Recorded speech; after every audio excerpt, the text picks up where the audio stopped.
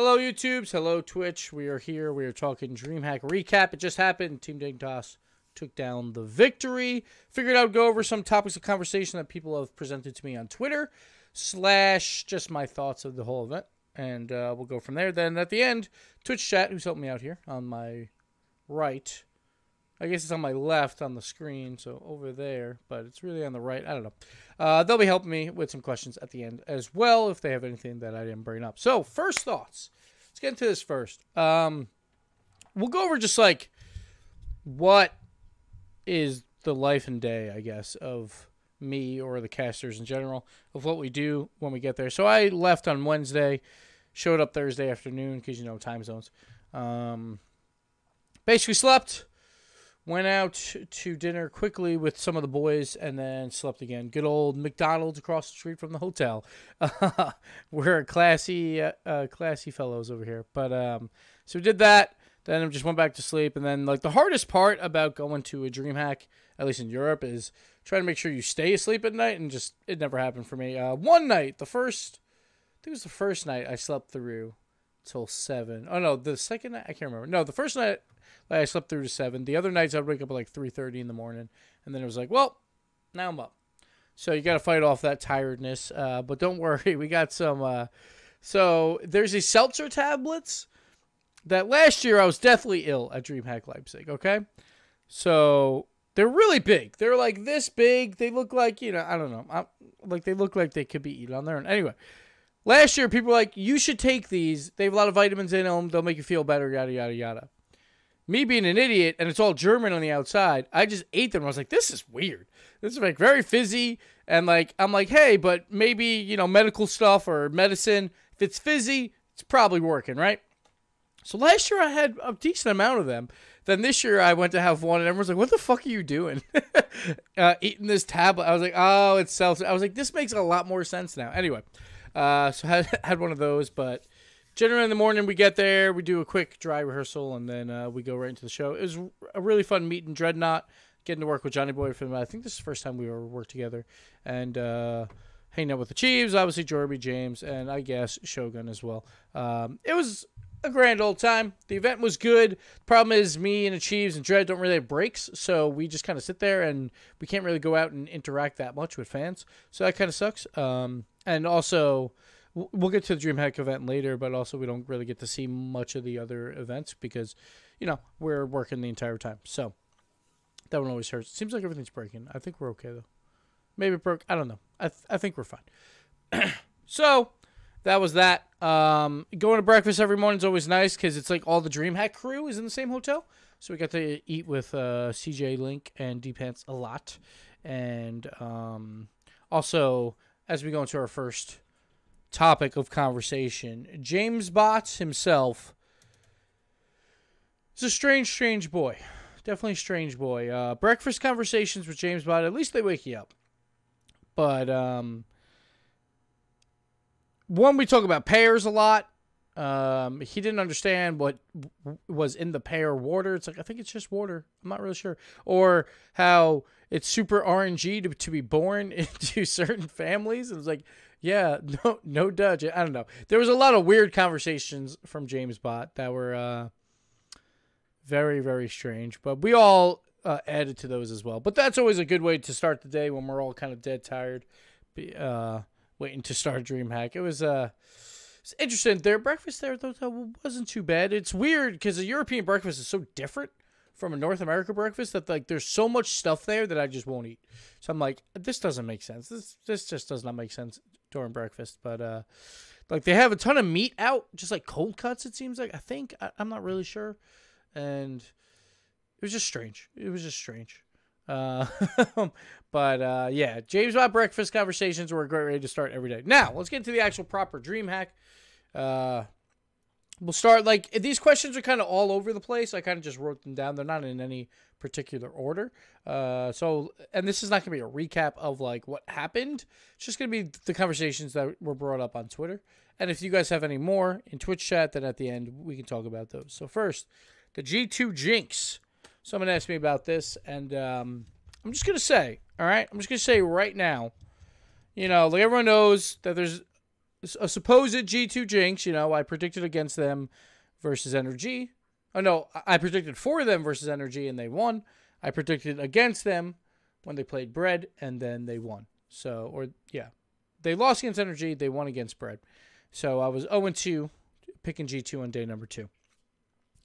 Well, you know what? I'm just going to say this out loud just real quick. You know, Team Dignitas doesn't seem to have this jinx, you know. The really good teams in the world don't seem to have a jinx about who I pick. I'm just saying.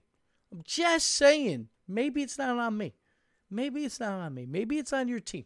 All right, G2 fans, maybe it's on your team. Anyway, G2 played pretty well. They ran into a really hot Savage, though, towards the end. And obviously, they lost to Energy, but that was a close series as well. G2's looking pretty decent. This goes into just like how G2 is looking going into the season. And so far, they've impressed me. Or not really impressed me. I expect them to be around here. Like, I expect them to hold serve with at least third best in NA, and I think they'll be in the conversation once again versus Energy and Cloud9 for best in the world during league play. Could easily see another 6-1 season from G2 in league play. That definitely can happen, but they look pretty strong, relatively. So going into NA, I think G2 will be just fine. Next thing, someone asked me about org items. It's not really to do with Dreamhack, but we'll talk about it real quick. Asking when will org items be out, and Sonics has said in an article that is published that it'll be out before the World Championship of Season 7. So that means if the World Championship is somewhere around June, July-ish, I guess, that the items will be then. And if they are talking about org items before a World Championship, I would assume the first run-through is going to be just the World Championship teams. I could be completely wrong. I have no idea. But who knows how they do it? Is it going to be a pack, like a World Championship pack? Is it going to be separate stuff? I have no idea. But we should see at least some type of thing with org items, at least some type of thing in-game before the World Championship Season 7. So that's only a few months away. It's like 4 months away. So we should be seeing them relatively soon. And who knows? Maybe they announce like week 1 of league play. Like, hey, we got them all. We have all 16 teams from NA and EU. Possible. I have no idea. I haven't heard anything. Okay. Next topic of conversation. The rest of Dreamhack. Someone asked me about the rest of the event, the rest of the expo. And I didn't see any of it, to be completely honest. We walked through our little section. We saw there was a laser tag / paintball arena in one area. I know there was a Hearthstone like open tournament going on, I believe, or something like that. Besides that, really didn't see much. So I know that like this Dreamhack is a little bit smaller than most, I believe. But I don't know exactly what Dreamhack is for, to be fair. I think it's mostly just like, because it's like an esports convention, so it's mostly just big esports events come in. But I don't know what the rest of it's for. Like, I think it's mostly just, you know, merchandising and stuff like that for different products. But I never really understood what a Dreamhack was for, necessarily. But I've never been to one, so, like, and I've never seen one completely, even though I've been to, you know, 2 of them to work. But, yeah. Feel genuinely bad that I didn't get go and get you guys crepes. So I did see that crepe stand, Shogun, the last, I think it was Saturday night. I think we walked by it. And they were still open, and I was thinking about it, but I didn't wind up doing it. But crepes are good stuff. Crepes are definitely good stuff. Yeah, so they have like food options and stuff, but I just don't, like, I don't know what else goes on at Dreamhack just because I'm usually working the entire time. And the problem with Dreamhack is, say Friday or Saturday, like, we're there. Like, the broadcast is, what, 10 hours? Maybe a little less, but 9 hours maybe. But that's a long day, and then, you know, we are there a couple hours earlier doing rehearsals, and then we need to get back and go to sleep, which is nice. The one thing that's a curse and a blessing is we don't get stats from Dreamhacks for the Rocket League stats of like what people are doing throughout the tournament, because so many games are off stream. It's kind of impossible to get. So usually at like a World Championship, that same night I'm going over stats. I'm going over what I want to bring up. But at Dreamhack, you really can't do that. So in a way, you save time at night, at least, where you can actually go to sleep, because it's a really long day anyway, where you can't really bring up stats too much just because there's so many off-stream games. So it's a blessing and a curse, obviously. Like, I think the death segments would be better with stats and all that stuff, but at the same time, it's good for us who are working all day, can get back and just go to sleep and get rested for the next day, so it helps. CJ tried. He really, really tried. That's true. Like, I think we have a lot of the replays, right? I haven't, like, I don't know if they're going to publish those, but I think we have a decent amount. I'm not really sure. Okay, next topic of conversation. Is Turbo a great hugger? Absolutely. Absolutely. I wasn't expecting a hug, honestly. I was just wanting to put my arm around him. I wanted him to be more in front on the desk. He just goes and hugs me, and I was like, it was beautiful. It felt like 5 minutes. I was like, I don't know how long this was, but it felt like 5 minutes. It was a beautiful hug. Turbo is a beautiful man. And it was great seeing Dignitas come out on top. Like, it's funny because me and Violent Panda kind of have beef going, at least in DMs and stuff, of like, Violent Panda's like, just you wait. We'll do just fine with Yukio. And he DMs me after they beat Cloud9 at WSOE, and it was looking that way, and then they fall apart a little bit. My dog's barking upstairs. But it was nice seeing Dig do pretty well. And it was nice just seeing like some surprises here and there, which we'll get into in a little bit with these teams. But we're just going fast and loose here over topics of what people have said on Twitter. The NA Renegade Cup, someone brought it up. I think it was Vaudable. Who do you think's the favorites? I believe Bread's in it, I would assume. I haven't like kept track incredibly closely. I'm pretty sure Bread won one of the monthlies early on. Splice did the same. You would have to have Bread as the favorites if they are in it, which I assume they are. Bread has to be the favorites just because Splice really hasn't been playing all that well, and Bread has been playing really, really well. Like, I feel like Bread is fighting for that top 4 spot coming into RLCS, and they look really good throughout DreamHack as well. They almost beat Vitality, came down to Game 5, 8 seconds left. And they took down some other foes. I can't remember off the top of my head who they took down. It's a little early here. But they're looking strong. That's why I had Bread winning the whole thing.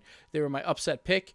Kind of sleeper pick just for funsies. But they almost pulled it through at least to make it day 3. And then who knows, anything could have happened.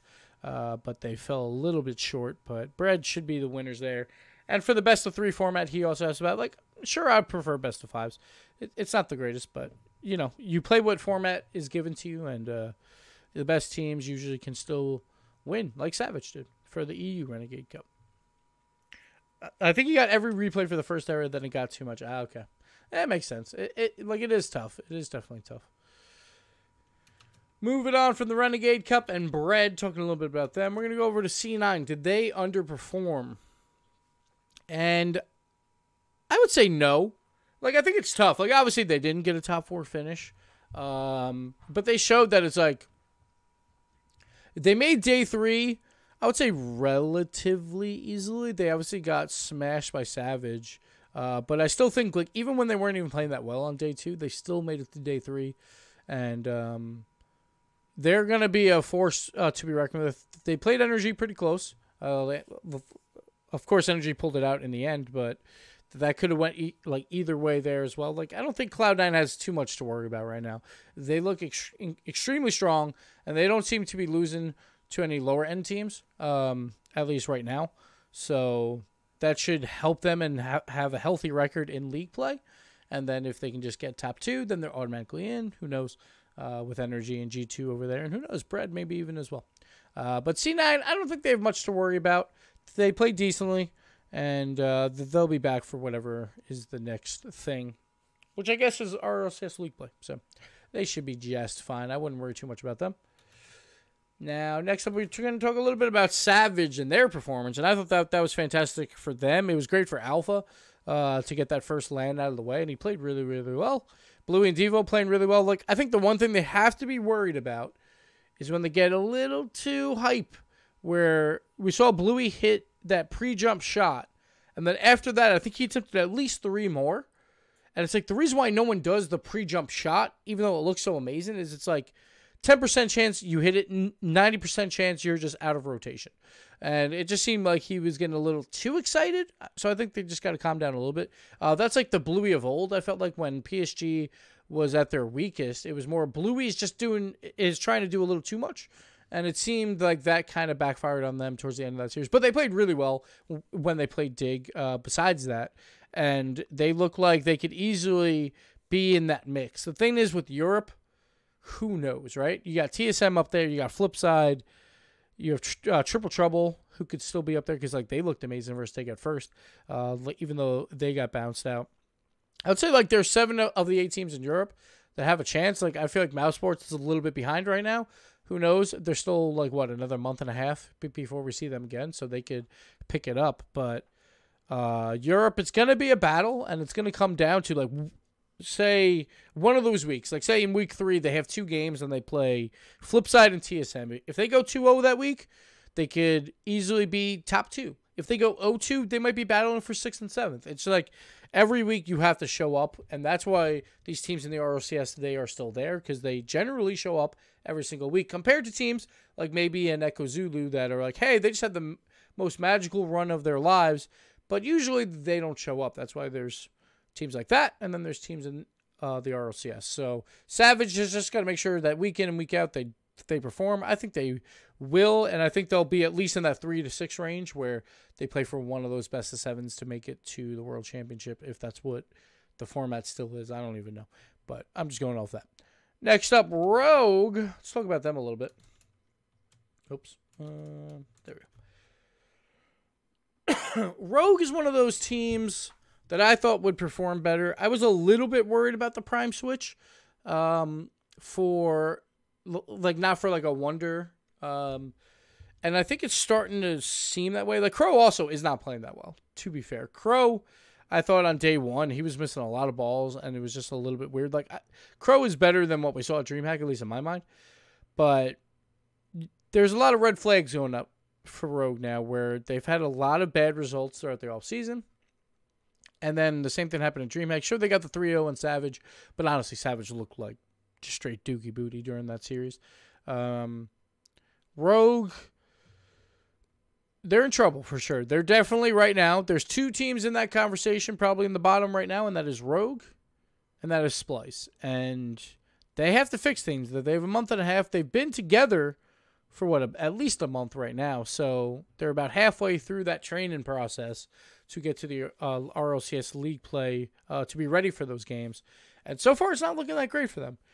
So we'll see what they do. But besides AJ popping off here or there, it just seemed like the rest of Rogue just didn't really do anything. And that's the problem. Like, when Rogue on the offensive side can't really do a lot in the past when they were FlyQuest, you have a Prime Thunder that when he gets the ball by himself, there's always going to be something crazy going on with him, and he'll be able to create something out of nothing. And I feel like they lost that, except for AJ from time to time. So we'll see if they can get it back, or maybe just get better team play, better defense. Maybe start there, and then just work your way up to the offensive side. But Rogue is definitely in trouble. They're starting to feel a lot like Mouse Sports from the European side, where I'm losing hope. Next up, we talk about TSM. Is it time to panic for them? TSM, even when they won E-League, like, they have moments where, like, there's nothing incredibly special about them, I feel like, in my opinion. Like, unless iGnite is really, really going off. It's usually, like, they have really strong defense, and then if they can get that offense going, then they can beat anyone. But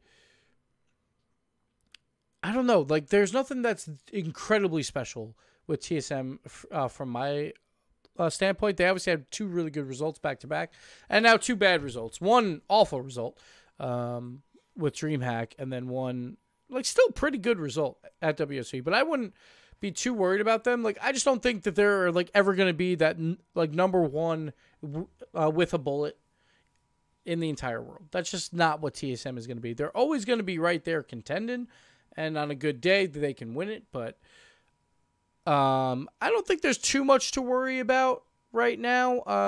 But at the same time, it's Europe, right? So there's so many good teams coming out that it's like, all right, look at Savage. They just added another team in the mix for, like, they're very likely, or at least they're very likely going to be in the fight for a top 4. Europe is stacked. Europe has so many of those teams that there is no clear favorite except for Dignitas, I guess, slightly. But we still haven't seen enough of Dignitas, I would say. Everyone else is just battling. And TSM, I don't think it would have mattered even if they had a better result here. I think they still would have been in that mix, so I don't think that matters too much. They just got to make sure that on the given day they play well.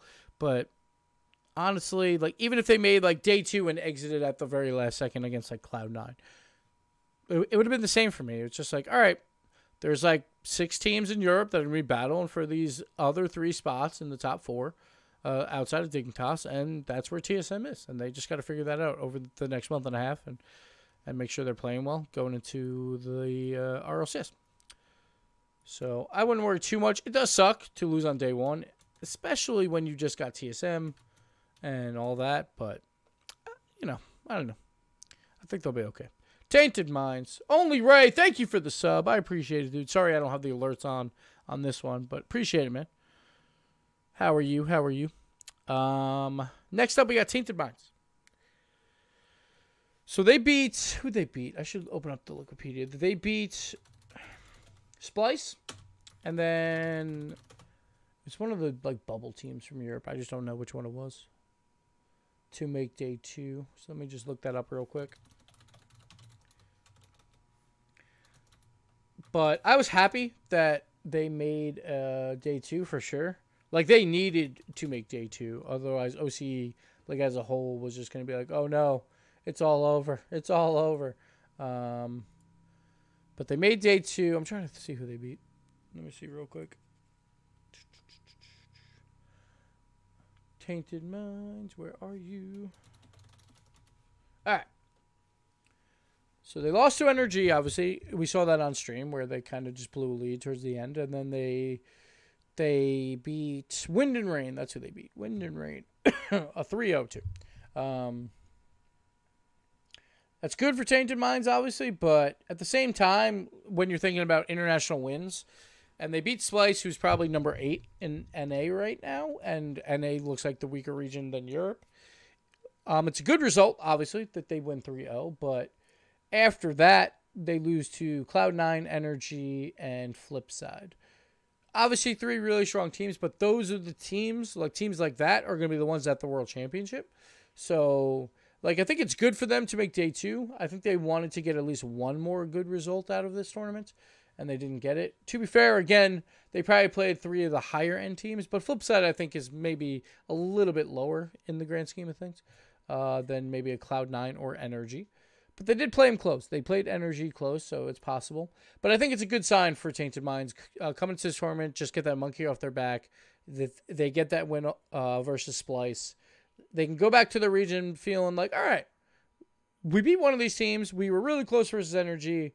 We have a chance here when we go back to the World Championships. And I think that'll be good confidence for them going into the World Championships if they do make it back, which you would assume they would. Because with the Chiefs getting hurt a little bit there, you would assume Tainted Minds is that number 1 seed again. But there's still work to be done. But at least it doesn't look dire. Like, if they lost to Splice and just went out 0-2 and lost to a European bubble team, that would look dire. So I think right now, it's not terrible for Tainted Minds. They probably wanted a little more out of it, but I think it's all right. I think it's all right. We'll be talking about Vitality here in a second. I thought I actually had them on this list. I'll talk about them now. Vitality.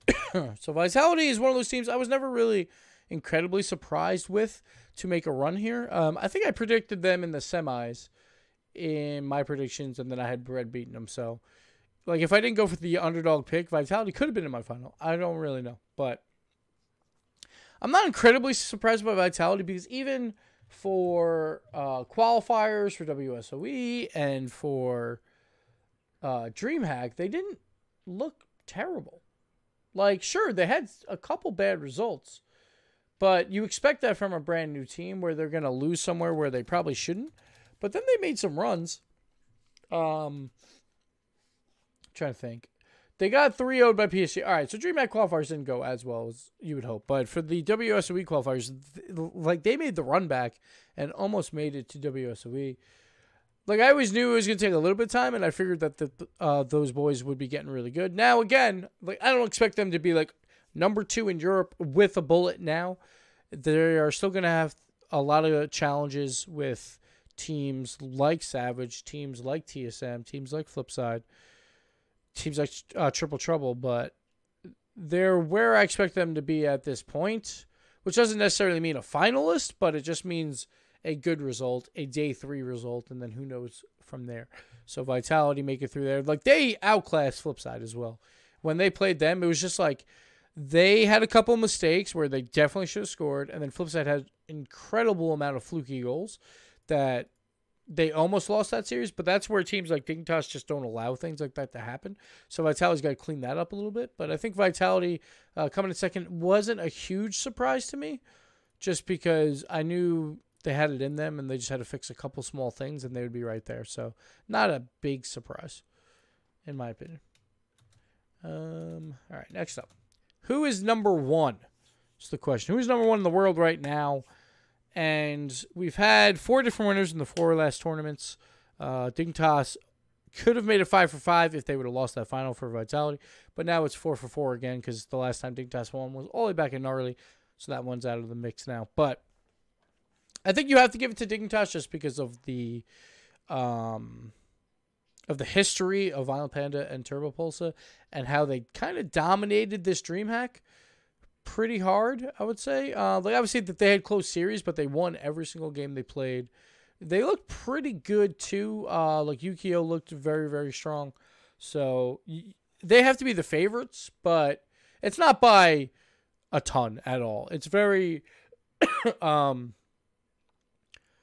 it's probably going to be the lowest odds of like a winner coming into a season that we've had in a really long time. Because I feel like in RLCS Season 6, obviously Dignitas was the clear-cut favorite when League Play started. Season 5, same thing. Season 4, what was Season 4? Season 4 of the Cloud9 season? I think it might have been. I can't remember off the top of my head. But it's been a while since we've had like no clear-cut favorite. Like I think Dignitas, I think people will still expect them to make like a top 2 finish, but it's not out of the realm of possibility that they don't. So they could easily not make the World Championship, I would say, but they still would be the number 1 by a little bit, just a little bit. I would have Energy probably number 2 right now, and number 1 in NA, just because they've beaten Cloud9 twice in a row. And then after that, who knows? Savage and Vitality are incredibly close. And you can't count out TSM. I think Flipside's a little bit worse than those guys, in my opinion. But Savage also, it was a 1 tournament thing, right? So who knows? But I'd probably do...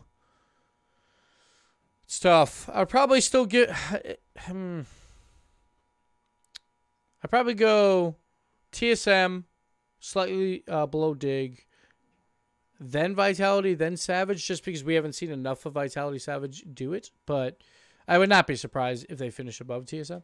And then I would probably have Flipside 5th. It's probably how I would have it right now. And there's Triple Trouble in there too, so who knows? Because they could still make a run. It's really tough in Europe, really tough. And then on the NA side, I would have NA is we're still in that big 3 era, I would say, which is weird. I thought this was a very weak tournament for North America in general. Like I thought they were going to show up a lot better than what they did here. Because I even said before this tournament that North America, like as a region, like as a whole, is better than Europe for the first time ever. And that did not come true at all. Like Ghost really disappointed me. Like I thought we would see more from Ghost. They just had no offense whatsoever. Splice was an extreme disappointment as well. I expected a little bit more out of them at least. Like EG, what's going on, EG? You beat TSM, and I thought my groundhog analogy worked out perfectly for this tournament. They beat TSM. They gained that 3 seed. They look amazing. Or not amazing, honestly. Like, that TSM win was kind of weird. But they're looking great. Like, they could be in the conversation for, you know, top 3 in NA, and then they go 0-2. And then they're out. And it's like, come on. Come on, EG. Just, come on. Just give me 2 days or not even 2 days, but 2 tournaments, like, in a row where you're consistent, and then I will be happy. It just never happens with EG. So, like, EG, there's still time to work everything out, but I feel like EG was a disappointment. Ghost was a major disappointment. Bread, I feel like, was right where I expected them. Like, I think Bread played pretty well. Trying to think who else is in there. And Rogue was also a slight disappointment. Not so much because they were expected to be there. So, but right now, we're back to the big 3. There's no doubt about that. Like, until that is proven otherwise, we have Energy, Cloud9, and G2. And who else can step up or who else can get into that conversation? We're going to be going into the probably what, 4th season in a row that it's like this, and it's like, come on, guys, you got to step up. But right now, no one's stepping up to the plate, so Big 3 era is still in place for sure, and Europe is still the best region. We're going, it's just normal now, right? So that's just the way it is. Let's talk about Echo Zulu a little bit here. Are they the rival series favorites to make the rival series? Yes and no. Like, now, with all that experience, you expect them to use that pretty well going into the rival series tournaments, but the rival series is not easy to make it. Like, I feel like Europe always has more fluky teams that make the rival series than NA, and it's just 2 losses. It's just 2 losses that can knock you out. Like, sure, they're probably favored to make it now, but I would not be surprised at all if they don't make the rival series, just because it is so difficult. There's so many quality teams there. So they had a great run, and it was great against RLCS teams. They went 3-3 versus RLCS teams with a +3 game differential. That's pretty damn good. They would be easily like 5th or 4th seed going into playoffs, right? So extremely good experience. Just don't get too cocky about it. Just keep working on what was working for them. They should be able to, use those replays to get even better. But again, if it comes down to one given day, 2 best-of-5s, you just never know, because there's a lot of talent there in Europe. So I don't know. Next up, and the last question I have here before we go to Twitch chat for some questions is RLCS expansion. Should we expand to 10 teams? I feel like this is a topic that always comes up when a bubble team beats an RLCS team. So this happened in qualifiers. This happened here. It's happened a lot, to be fair, during this offseason. But the one main thing that I want to point out is it's always a different bubble team. So keep that in mind. Like, if we look back, we had Afterthought. They came through for WSOE qualifiers. They didn't even make day 2 for the Dreamhack qualifiers.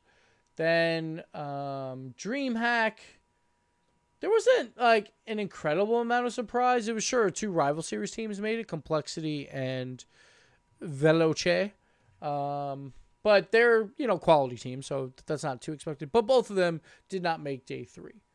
Now we get Echo Zulu. They make day 3.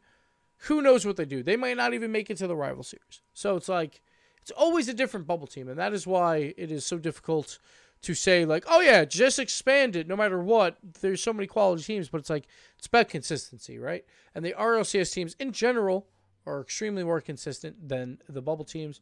Now, there is some argument of like, well, because 6 of 8 are safe every single season, sometimes those 5th and 6th teams that are safe maybe don't deserve it, and I could see that. Personally, I would still like it if we went to 10 teams at some point, just because, one, it's more league play, which is good, but it's not so much more league play where like a double round robin, which is nice. And the other benefit I would say is you get 3 teams, or maybe, so you get the 7th, 8th, and 9th place teams in the RLCS. They play in the promotion tournament versus the top 3 from the rival series. And you move, or I'm sorry, number 2, 3, and 4. And you move that number 1 team from the rival series straight into the RLCS. You drop out the 10th team. And I think that would be a good way to make sure there's more fluctuation with the RLCS and rival series, and make sure there is no team that kind of got stagnant and kind of got left in the RLCS that maybe didn't deserve it, Like, I feel like Mouse Sports to a degree is like that from this season, where they had a fantastic week 1. They fell apart after that. They were the worst team in history to make the playoffs in RLCS Season 6. And then they haven't looked any better, right? So they haven't looked as good as most of these other rival series teams. So teams like that, it can happen where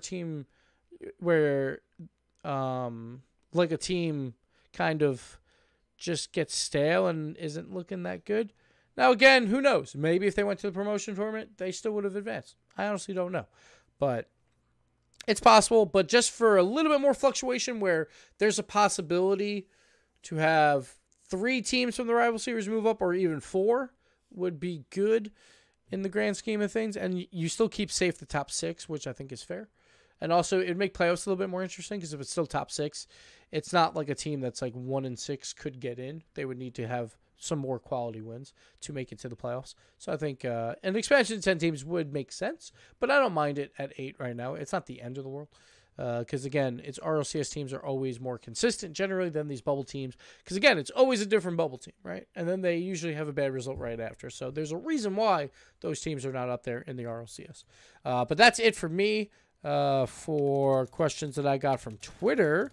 So if you guys have any questions from Twitch, let me know. Sorry I didn't really look at chat too much, but nothing was popping off too much here. So...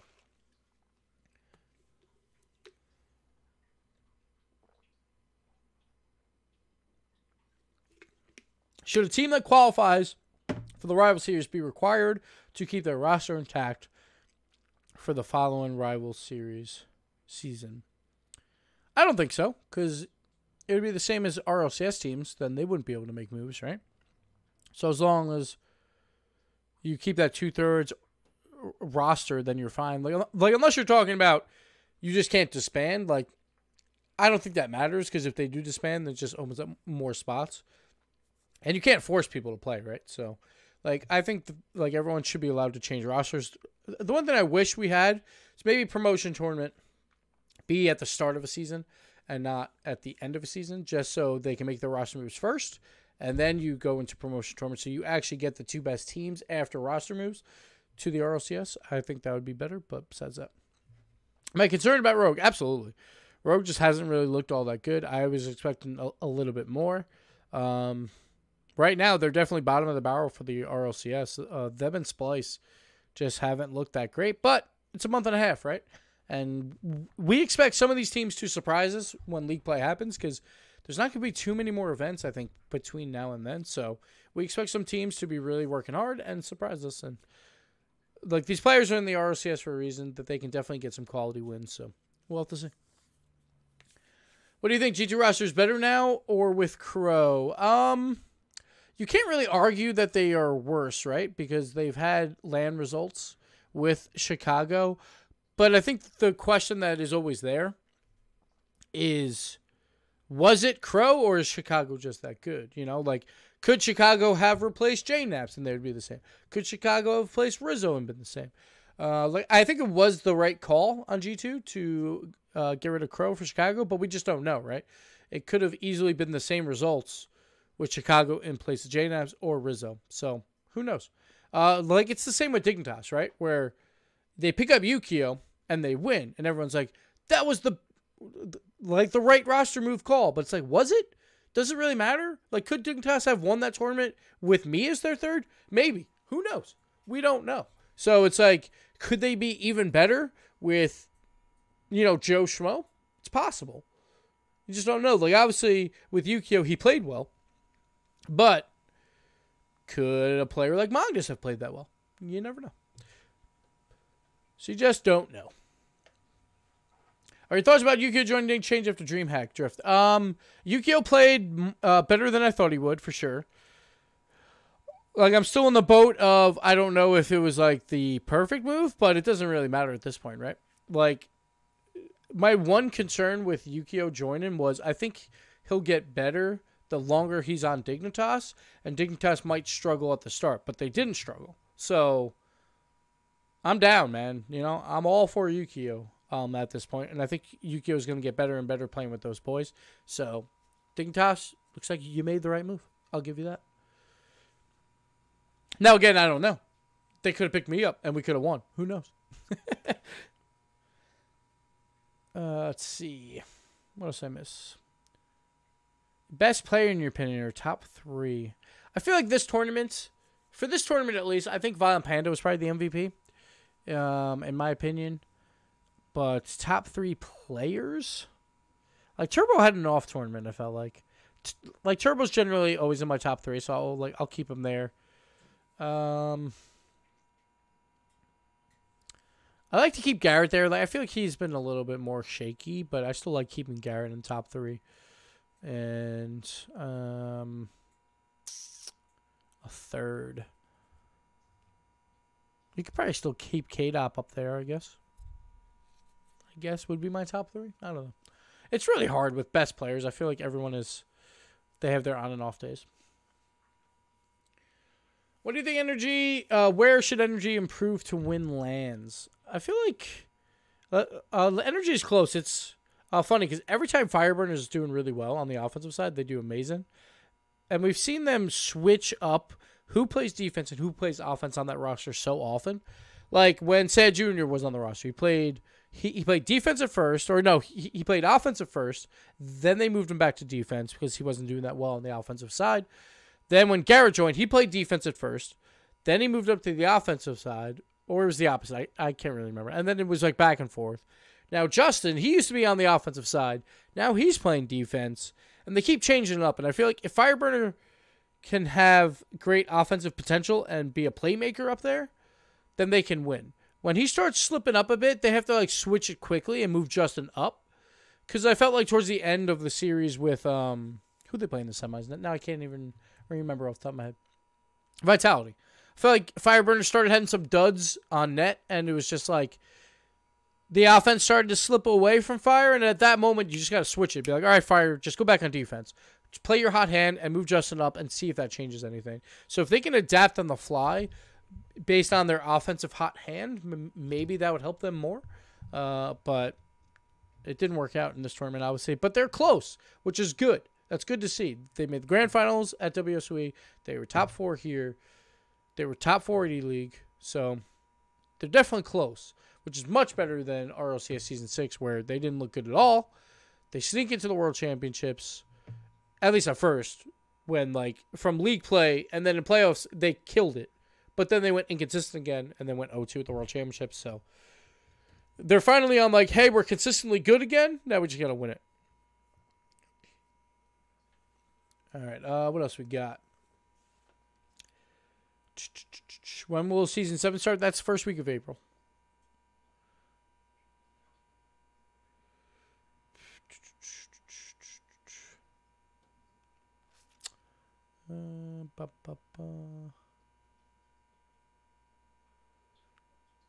I kind of want to Leth instead of Chicago at G2. I think that would have been a really interesting move. I think the problem with Lethamyr is, like, he's got skills, obviously, but we've seen it before where he has a very greedy playstyle. And teams like G2, I don't think necessarily want that to try and... So it's very hard to implement a Lethamyr onto a team that's already really good, because it could be catastrophic. Because if he's still playing that greed style, it might be hard to adapt him into a more supportive role or something like that. So I think it's like Lethamyr is kind of difficult to throw onto a really high quality team just because of how greedy he can play. Now that could be just because of his teammates around him, where he feels like he has to do more. But I think it could be catastrophic if you put him onto like a really good team and then he continues to play that way, and then it hurts his 2 teammates, and then that could be a big problem. So I don't know. It's worked out though. Like, I think G2 and Chicago, it's worked out really well, and we'll see going forward. But they are definitely like, it is definitely a big 3 again for right now at least. Which, you know, like everyone gets bored about that, but hey, it's a big 3 until proven otherwise. Should NA riot over tournament streams being inconvenient to watch live? No. Like if you're in Europe, we're gonna do Europe times. Simple as that. Like I don't understand the argument, and it's usually people that don't understand that like these venues are only open at certain times and things like that. It's the way it is. You usually get quality times for NA more so than any other region. So, too bad, you know. There's something else I was going to bring up about that. I can't remember though. Plus, like if you can't watch live, then just go to sleep, and then when you wake up, turn on the stream, but don't look like go to the video VOD, and hopefully it doesn't bug out. And then just skip over all the desk stuff, because those guys on the desk are boring as hell anyway. Skip over everything, and eventually you'll probably catch up live. So you'll be fine. What did you think about Vitality? What do you think they should improve? I'm French, so it's my favorite team. Vitality was pretty damn strong. You could kind of see nerves come into play towards the end of that series versus Dig. But there's nerves on both sides. It seemed like everyone was starting to miss. The one thing they have to worry about is the slow, like, aerial dribble play that goes into a 50-50 that, like, defenders are slowly figuring out how to, like, just put that back in their own corner where their teammates can make the play. Like, sometimes Solo plays are great, but when you have to use so much boost and you're then out of position afterwards and no one's there to back you up, it's sometimes not worth it. But for the most part, there was like almost no double commits from Fairy Peak. Just the one thing that you would want to see fixed. And like they're looking good. Like there's not much to fix. They lost to Dig in a final, you know. But we'll see. We'll see going into league play. But I expect them to be pretty good.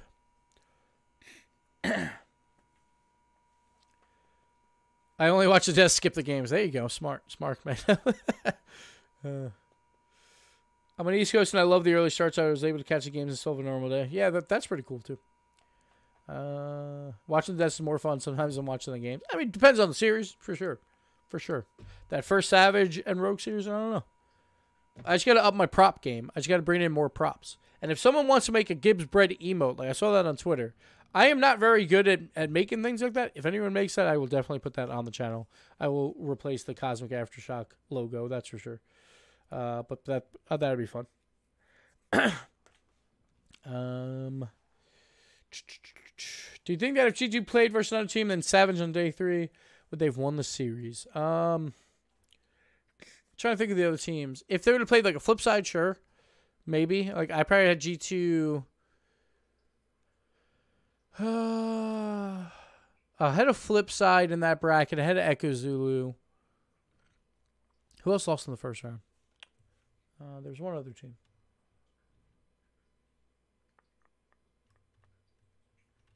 Hold on. Here we go. I probably would have had them there. Like I think Cloud9 probably would have took them, but who knows? Who knows?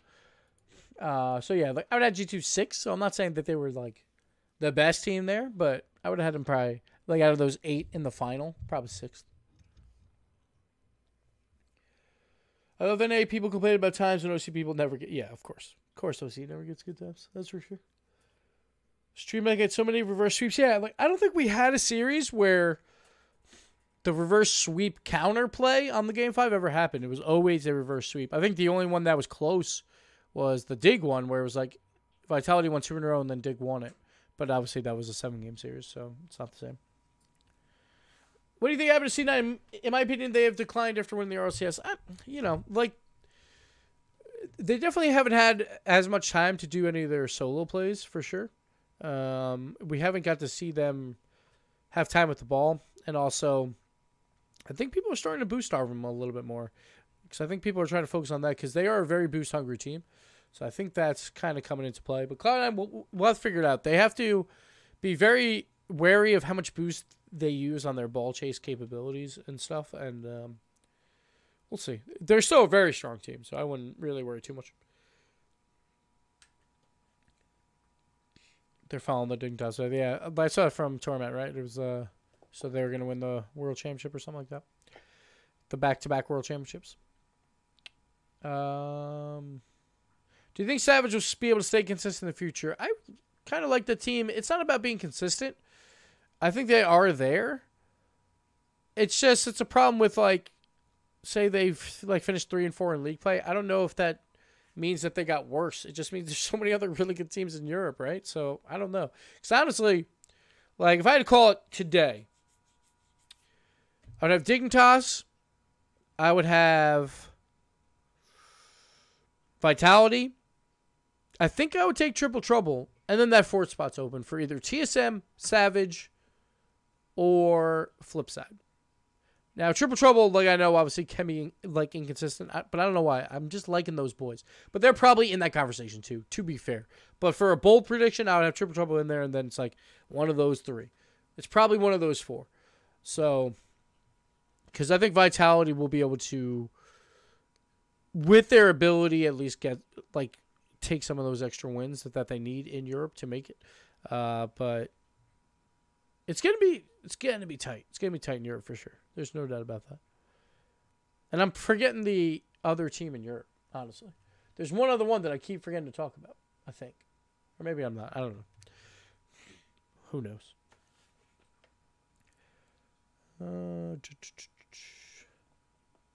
Who do you think would have won, Energy or Savage day 3? Savage, probably. Savage looked really good. Yeah, Squishy didn't really do a lot this tournament, that's for sure.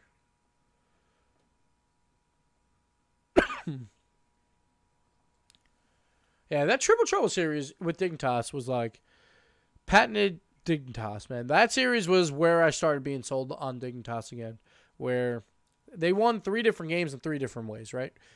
They found the mistakes of Triple Trouble in game 3 to counterattack them. In game number 4, it was, all right, passing plays again. Violent Panda and Turbo just doing their thing. Wasn't really with UQ involved yet, but it was still there. And then game 5 was just like, I'm just going to hit the most insane shot ever by Yukio. And we started seeing that more and more towards the end where Yukio was hitting some insane shots, putting on a lot of pressure.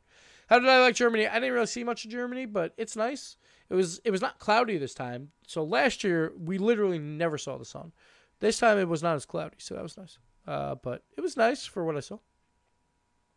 I did not have a beer in Germany. I did not. I don't know. I just wasn't...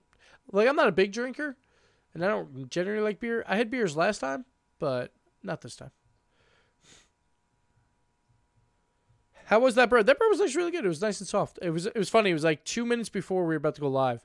I asked Murdy and Corey, I was like, I need a bread prop, because I thought it would be like, we'd get some type of bread roll for dinner from our food over there, but we didn't. So they had to like run out and buy a piece of bread. And it was soft. It was nice and soft. It was good. It was a little dry, but it was fine. All right, we're going to wrap this up shortly. Do you think Rogue will catch up with the rest, or will we see Rogue drop into the rival series 2 seasons in a row? I didn't even think about that org would drop 2 seasons in a row, because I keep thinking about it a lot doing that. I think he'd be the first player ever to do it. But the first org to do it could be Rogue. I don't know.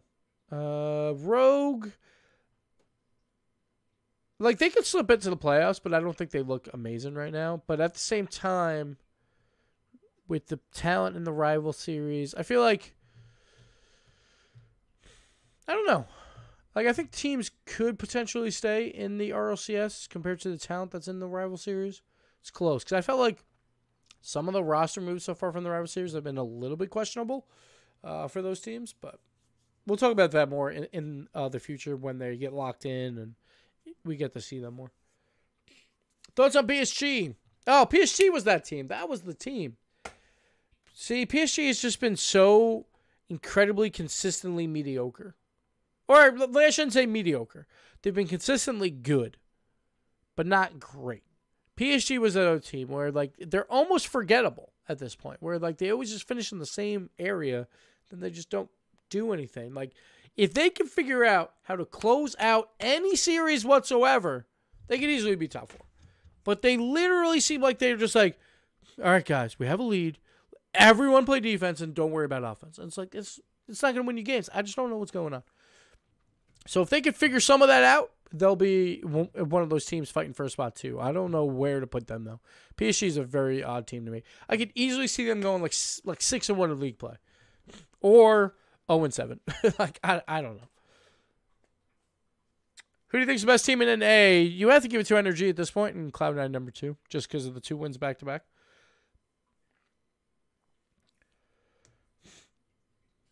Rizzo's magic trick. I don't know how he did it. Like, it's like he's got, I don't even like that, and like they're still stuck. I don't get it. I just don't get it. It's so hard. All right. I think we're going to wrap it up here for the YouTube portion. Thank you guys on Twitch chat for asking questions. We're going to get in some ranked games in a little bit, so stay tuned for that. But for YouTube, we'll see you next time. Bye.